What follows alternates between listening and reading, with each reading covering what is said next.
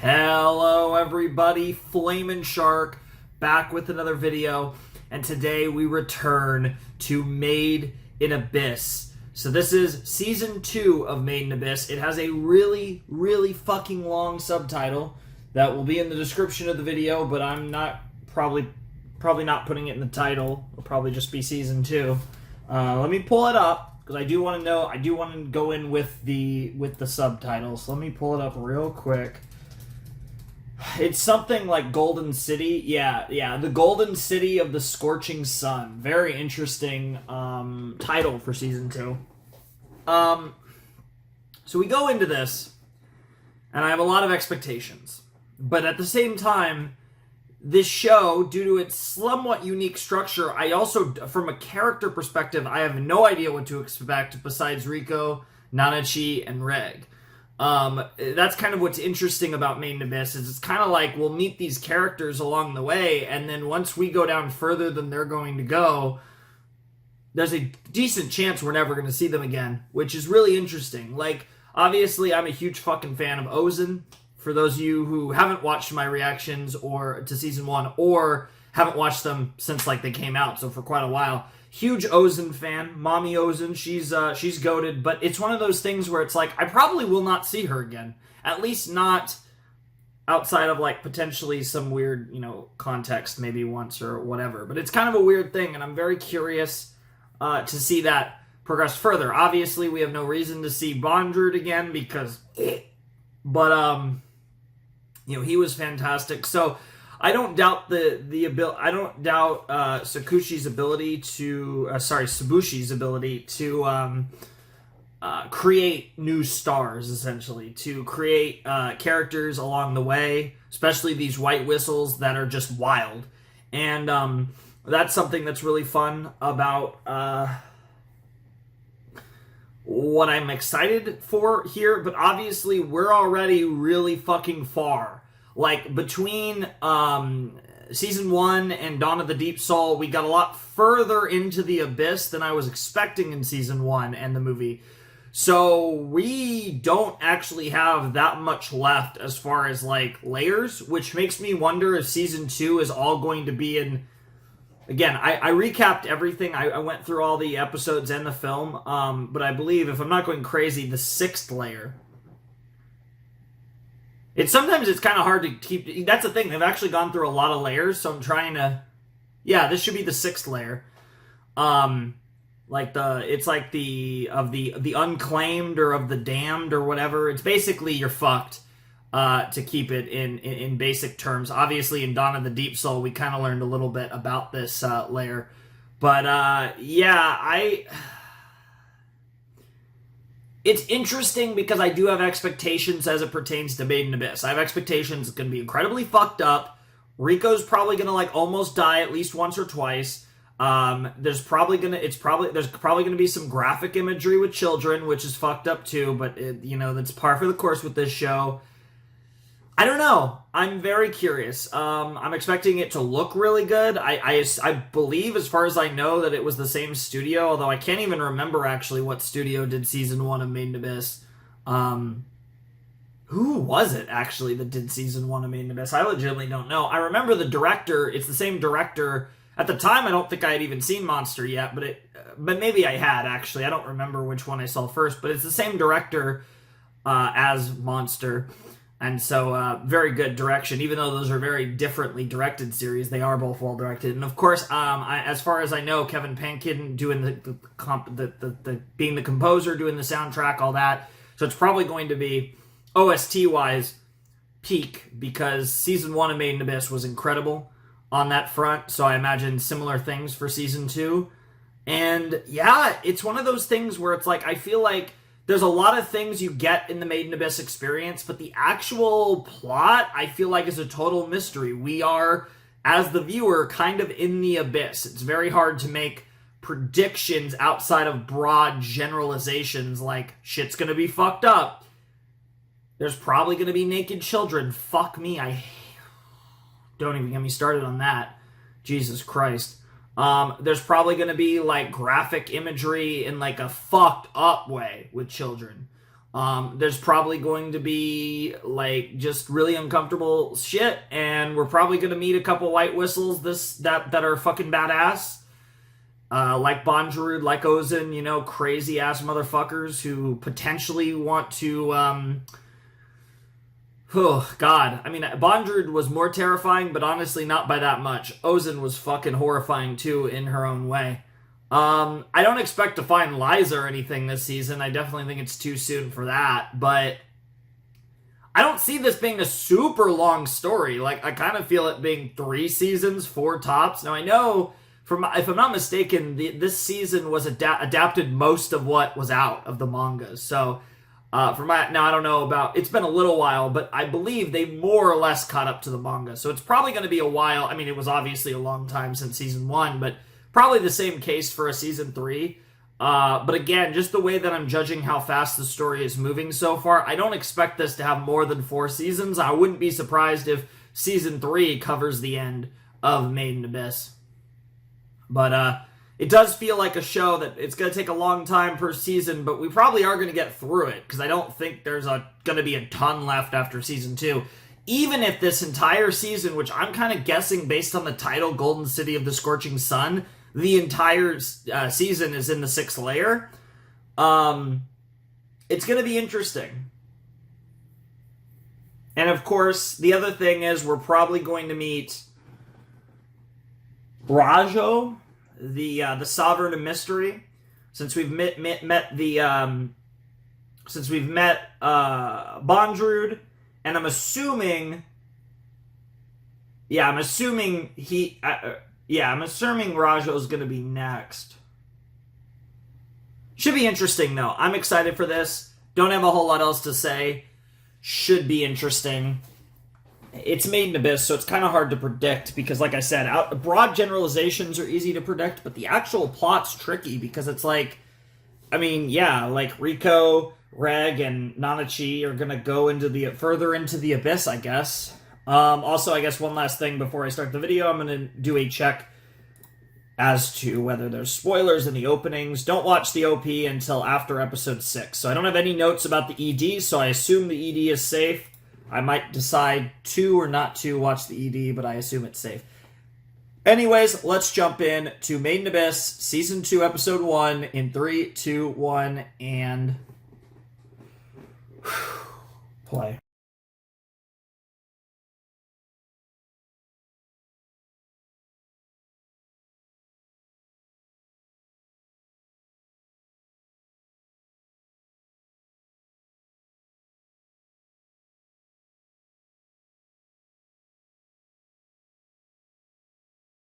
The giant pit. There it is! Very interesting that we started this season with the founding. Holy shit, that was half the episode. Jesus Christ. I mean, I guess thinking about it, that was a long fucking interesting. The compass pointed to the darkness. And it's interesting because the title too, I mean, this was really interesting. I think I'm trying too hard to try and find any connections to people we know. This could potentially... I don't remember how old the city is. I don't think I have any notes on how old Orth is, and this is clearly the founding of Orth.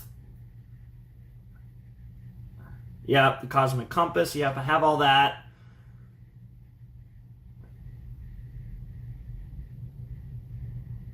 Yeah, the capital of the Unreturned is the 6th layer. It's in my notes. I was pretty sure, but I didn't actually go over my notes. And I do actually have quite a few notes from the first season of Made in Abyss. So this is really interesting because what they're doing here is we're establishing the origins of Orth and how kind of this entire idea came to be. This idea of traveling into the Abyss and everything. And I'll be curious if we're about to fast forward, transition to Rico and friends, or if we're going to spend the rest of the episode focusing on this backstory. It's very possible this backstory even goes more than one episode. This could be the whole set, for all I know. But it's interesting because thematically everything's about this golden city. I mean, it's literally in the title of the season, but also it's the golden city of the scorching sun, which they are portraying as paradise, as freedom, as heaven, as El Dorado, Shangri-La, like whatever you want to call it. It's the promised land. Whether you want to go in a biblical realm with it or whatever, however you want to look at it, this is like the fated place that it seems like in present day has never been discovered by anyone, because nobody has gone that far down and lived to tell the tale in present day, right? So it's very possible Liza is there. I mean, it's possible that people have made it there, but we have really no way of knowing based on what we know, based on the information we have, because of course Liza's still a complete mystery, because her grave was almost certainly bullshit. We know that Reg was there at some point, and it does seem like Reg and Liza have some sort of connection that's still unclear at this point. There's a lot, right? That I didn't get into before the video, but very interesting opening segment. Like I said, I definitely spent a little too much time just trying to connect things. Again, I think this is probably... I don't remember like any dialogue about when Orth was founded. There might have been in season 1, but it definitely feels like a situation where it's more thematic. It's more about the compass. It's more about all that type of stuff. But I do wonder... There's a lot of interesting stuff. Do you have something at the end? Oh yeah, it's just the title. Capital of the Unreturned. Okay, perfect. Yeah, I do want to know the titles for these episodes. I have no problem with that. And they're just doing the same thing they did in season 1. Okay, that was the season 2 premiere of Made in Abyss. That was really interesting. So it's hard to know what to make of that episode, because there was nothing of note on the Rico, Nanachi, and Reg side besides Rico shitting, which, I mean, I guess, why not? But, as far as the flashback is concerned, that was pretty interesting. And there was a lot of stuff there. So there's Vueko, that's how I'm probably going to pronounce it, Vueko, which was the main girl. Belaf was the white-haired boy with the, he was cool. And then there's the guy whose name is similar to one of the 3 sovereigns. But it feels like the time is just totally off there. Oh, God. The problem is like the 3 sovereign thing came up so little. And then it was like, oh, we met one of them in Bondrewd. So it's like, to be perfectly honest... Other than their fucking, like, titles, The Chosen, The Mysterious, and The Novel, and what they're the sovereign of, I don't remember anything about the other 2. Because they were just brought up. They were just mentioned. And, obviously there's, like, Ozen, the immovable and stuff, and, I don't know if Liza... I feel like Liza had a title, too, but I don't remember Liza's title. I just, So it's like, I need to do a quick check, because like I said, the name I have written down is very similar to that name, but I will do it in a very non-spoilery way, which is not actually looking it up, but, just getting a quick verification from someone who's hopefully online. And I'll check that, and then I'll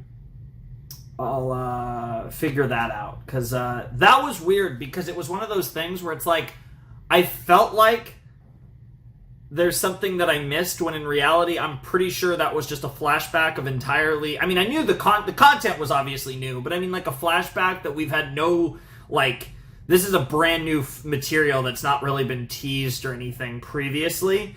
But it's really interesting, and they could do this all season, structurally. This could be another reason why this whole season takes place just here. One, because we're running out of like, we're kind of near the end here, anyways, of the Abyss. Like, we're all the way to the fucking supposed Golden City. But the thing is that, the thing about that is, if you go to if they could portray half of the season from the perspective of Vueko and all of them, and then they could portray half the season from Rico and all of them. So they can switch perspectives back and forth, and over the course of the season, we find out what happened to the OGs while also experiencing what is happening to Rico and company. So they could do it like that, which I wouldn't be against. I think that would be interesting. I don't know if they want to stick with that, or the other thing is, because I definitely think next episode we're going to get dual perspective. And I'm wondering if this first set is the dual perspective set, and by episode 3 we find out what, like, maybe that's when our main characters find a fucking bunch of corpses or some shit, or whatever happened to those OGs, right? So that's interesting, and I'm curious. I'm very curious about how it's all going to go down, and it should be really fucking interesting. So I guess we'll have to see what it's all about, and I'm looking forward to it. But interesting start. I didn't know what to expect other than they're going to the 6th layer, and that is pretty much all that happened, but I definitely wasn't expecting like a flashback to the maiden voyage to the Golden City. But it does, by all accounts, look like this is going to be an interesting season, and I'm very curious what they're going to find in this Golden City. So yeah, that's kind of that. I don't really have a lot to say about that episode. I mean, I said a lot already about the first half. I don't really have much to say about the second half because nothing really happened in the second half. I mean, we were like memeing Bondrewd a little bit. We were shitting, and we made it to the Golden City. So there was no intermediate struggles between where we left off in the movie and us actually getting to the Golden City. That was no problem. We're in the 6th layer. We're in the capital of the Unreturned. Now it's what the fuck's going to happen. We can't go, like, there's no, if there was, I mean, really, I mean, we had kind of been at a no turning back point for a while now, but now we truly are at the point of no return. We're in the literal no return level. So let's see what happens. We're all in. And let's see what Nanachi, Rico, and Reg can find in the capital of the Unreturned. So, like I said, don't have much else to say. I want to jump right into episode 2. I'm going to get my verification real quick to make sure that they are 2 different people, because their names are slightly different from how I have them written down. But we'll see.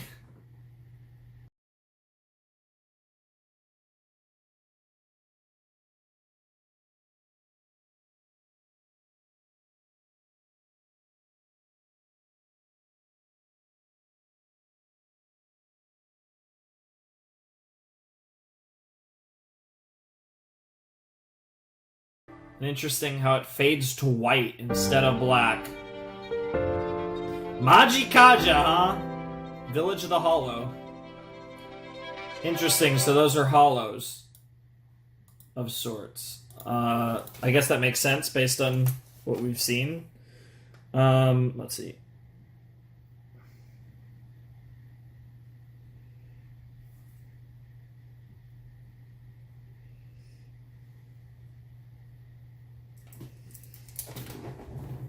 All right, that was Season 2, Episode 2 of Made in Abyss, and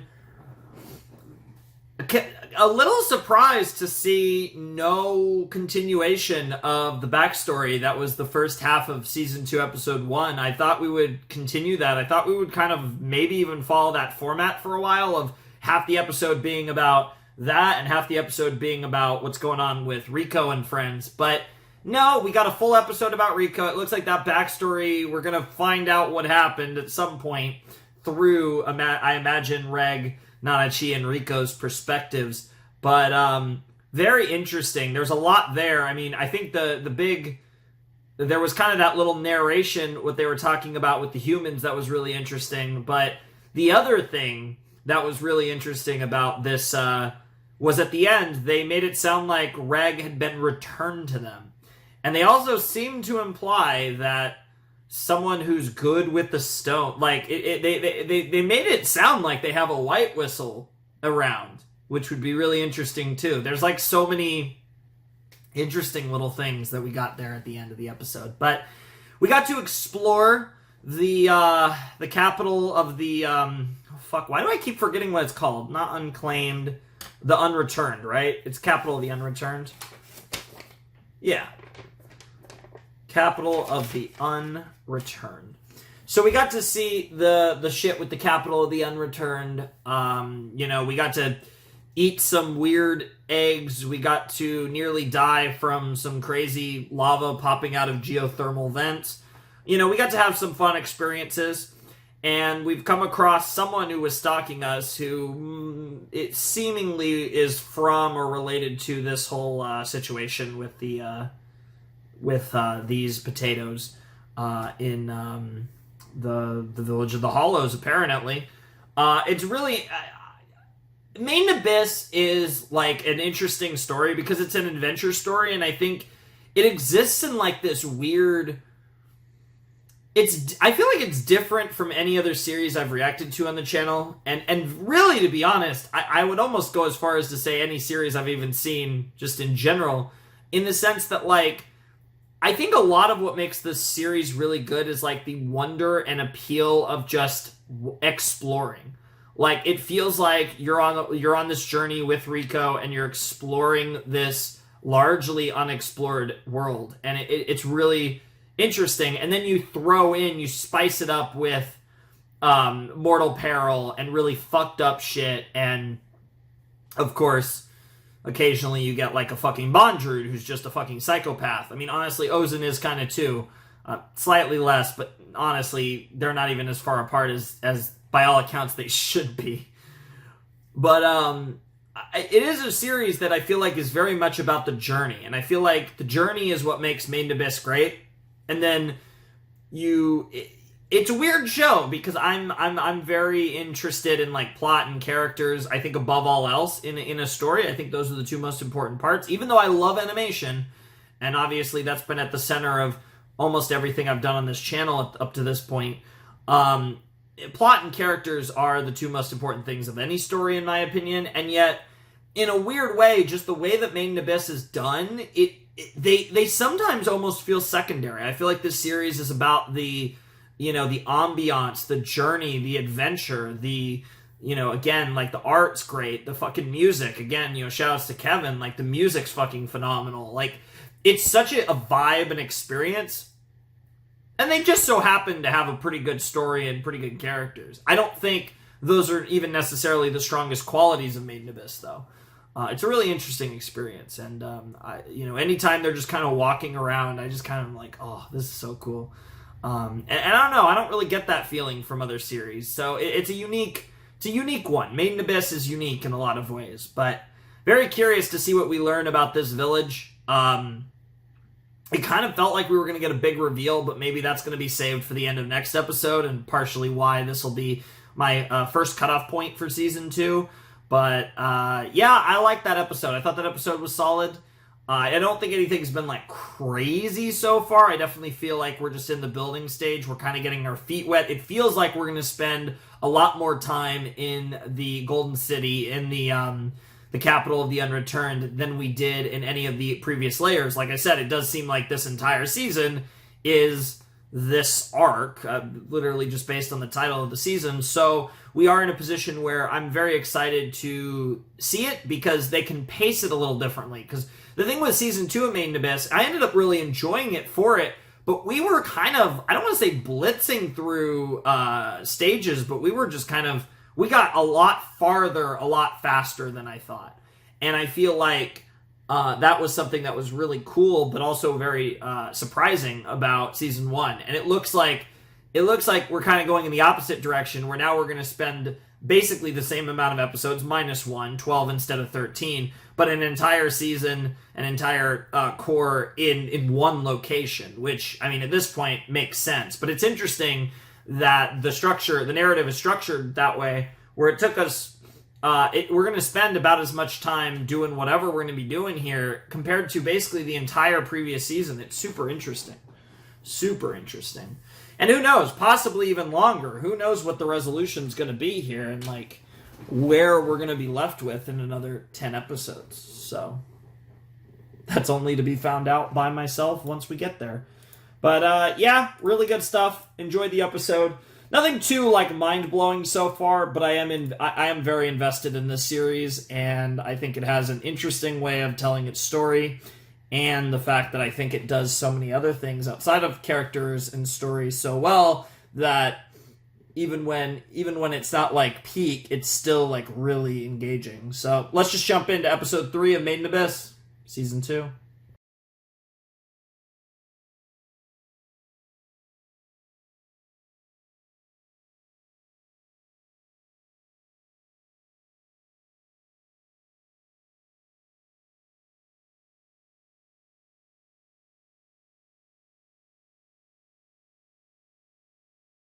Like, again, potentially my best bet is that meant to represent Liza and Rico. Friend. Okay. Alright, I see you. Can't go wrong with that title. Alright, that was the 3rd episode of Made in Abyss, Season 2, Golden City of the Scorching Sun. I don't know. I think it would be kind of funny if I called it that in the title. I might actually call it that in the title just because that's such a funny title because it's so long. It's a cool-ass title. Like Golden City of the Scorching Sun, it's one of those things where it's like, they couldn't have just called it The Golden City.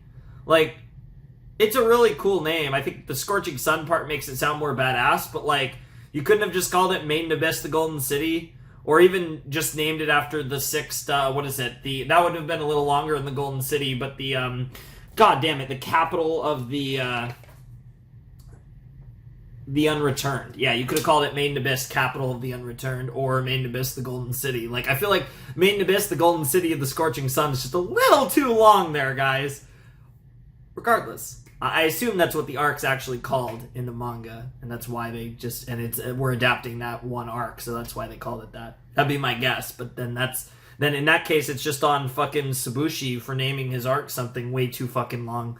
But regardless, that was episode 3 of Made in Abyss season 2, and that was the episode where nothing got too fucked up, but that was the point where Made in Abyss reminded you, hey, we're still Made in Abyss. This show is still fucked up.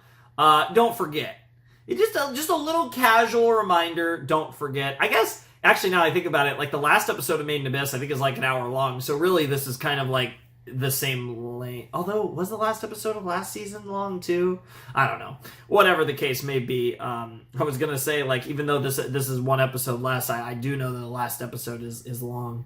But yeah, that was a really interesting episode. I think that was probably the best episode. I feel like that was the episode where substantial progression started to happen, where, we really, got to learn about this village with the Hollows and talked to Maji Kaja a lot, and we learned about, what was it, Futuka? I believe it was Futuka, who is the princess of Swords of the Hollows, the one that has, like, I've already forgotten the exact quote that Maji Kaja said, but essentially that they can go anywhere and without, like, being noticed, and it was a way of saying, like, they kind of have infinite life too. Again, it seems like that was the girl, the little girl from the flashback, because the way that they did the transition, they made the implication, like, that's a visual metaphor that you do when you're trying to tell the audience something without telling them about how this character from this point in time and this character from this point in time are the same character. It's a visual trick you'll see in a lot of series. It's not an anime thing. It's not a live action. Like, this is just a film and television, like, direction gimmick. Probably even not even just film and television, but even like comics and manga, I'm sure, but the point is that it's a direction trick to inform the audience of something that's meant to be semi-obvious, that they want you to understand before it's necessarily directly revealed. So the implication is that they're the same person, but I kind of saw the resemblance there, so I could definitely buy that. What's interesting is the value thing, like the infinite value type thing, and I wonder if that has to do with the fact that Because in the end, Made in Abyss largely does return to the theme of love, and I do wonder if the love that Futaka felt was so strong, the love by Vueko or whatever, that whatever ended up happening turned her into that when she became a hollow or whatever. I don't know. I'm curious what the specifics are of that, but whatever the case may be, I thought that was really cool. I thought that was an interesting episode. Obviously, we also have a theme of like Rico needing to shit. Literally, that's come up twice now in 3 episodes. Rico has a very shitty situation going on with her butt, so that's fucking lovely. And yeah, it was fun. It was fun. I didn't know what to expect. And now I at least have a vibe of what we're kind of going for, but I still don't know where this is going to go, because we're going to be spending, like I said, the whole season here, by all accounts, based on the title, and even the way this was paced, it felt like there was no rush. It felt like they were taking their sweet time, which also kind of tells you, okay, we're going to spend our whole season here. That's perfectly fine with me. I don't mind that. But I'm very curious where this is going to go. It feels like, to me, it still feels like we're on the verge of a big reveal. I guess that kind of was a big reveal. But we are still it looks like we will continue to get snippets of what happened to Vueko and Belaf and that whole group, and the guy with the similar name to Wakuna, and that whole, like I said, that whole group, and what their deal was and what the end result was, and whether it's just these hollows are all of them or what have you. But whatever the case may be, we're going to get snippets of that story as we go. Potentially the entire season. Well, again, we'll have to see how it goes. But this was an interesting reintroduction to Made in Abyss. Like I said, I scouted everything, and it was kind of one of those things where there wasn't really anything for me to necessarily forget. But I just got, like, I always get this way where it's like, like, am I being a dumbass? But no, it does seem like this is just entirely new stuff that hasn't really even been foreshadowed, that we're just introducing now, and it's really interesting.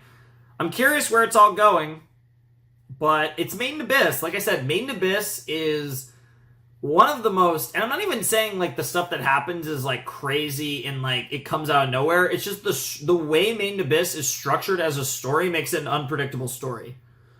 Like, I just don't know what the fuck they're going to do. Like, everything's a mystery in the Abyss. And that's kind of part of the fun of Made in Abyss. I don't have predictions other than fucked up shit's going to happen, basically. Because who the fuck knows with this show? But